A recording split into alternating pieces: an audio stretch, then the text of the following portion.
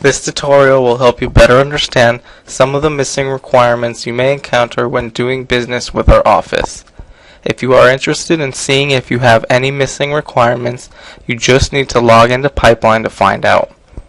We will show you some of our more common scenarios in which students have missing requirements and help explain the circumstances to you. From the Pipeline homepage, click on Financial Aid on the right-hand side.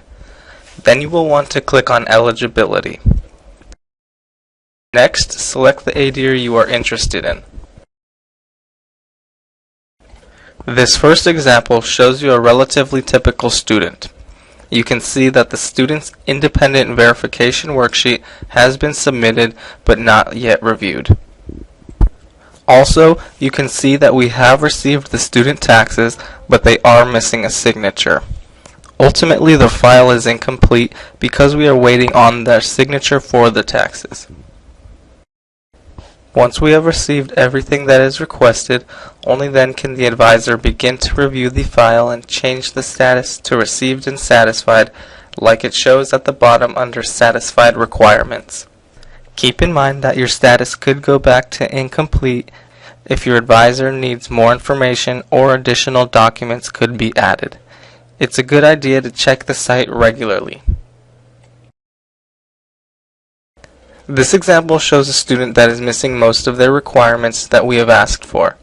As you can see, we have requested the dependent verification worksheet along with parent taxes and student taxes. For some reason, the student only submitted their parents' taxes, however they are missing their signature. You can see that the worksheet is a hyperlink. Right-clicking on the link and selecting Open in New Window will open a PDF file of the Dependent Verification Worksheet that you can print out. Clicking on the Requirement Messages tab will show you more detail on how to fill out and submit missing documents.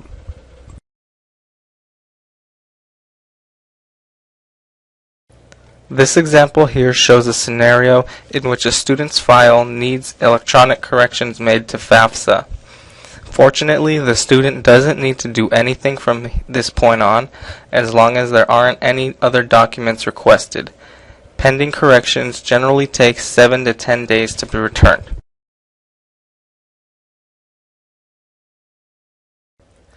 This example shows you a situation where you requested to submit certain documents, but in fact some of the documents are optional. The two documents that are optional to submit are the direct loan entrance requirement and the Title IV authorization form. As you can see on Pipeline, clicking on the hyperlink Direct Loan Entrance will send you to www.studentloans.gov, where you can fill out the entrance counseling requirement.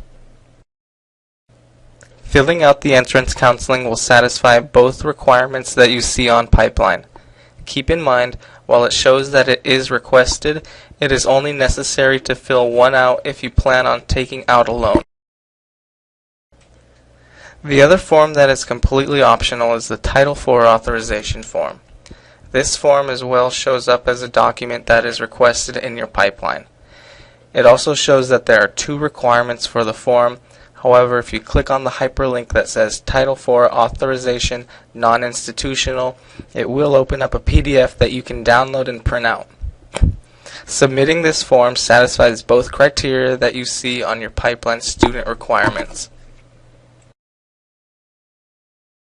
Like stated earlier, the Title IV authorization form is optional. We do encourage our students to fill it out, but it isn't necessary for completing your file. The form has two questions with yes or no answers. The first question asks you whether you would like fines and fees accumulated for the current semester taken out of potential financial aid that you would receive for that current year. The second question asks if you would like to use potential financial aid money to pay for fines or fees from a previous year. Both of these questions are yes or no answered questions. If you choose no for both questions, you will be responsible for paying any and all fees earned by your own means.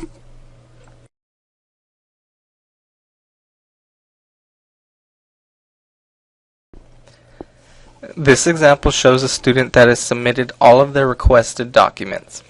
As a student, you ultimately want your status to show received and satisfied. As you can see here, the Unsatisfied Requirements tab shows the status as Received Not Yet Reviewed. Once all the necessary documentation is submitted appropriately, your status will change to Received Not Yet Reviewed. This means that you don't have anything more to submit. You are simply waiting for your advisor to go through your file and review it. Once your advisor goes through your file, it will then change the status to Received and Satisfied. Keep in mind that your status could go back to incomplete if your advisor needs more information or additional documents could be added. It's a good idea to check the site regularly.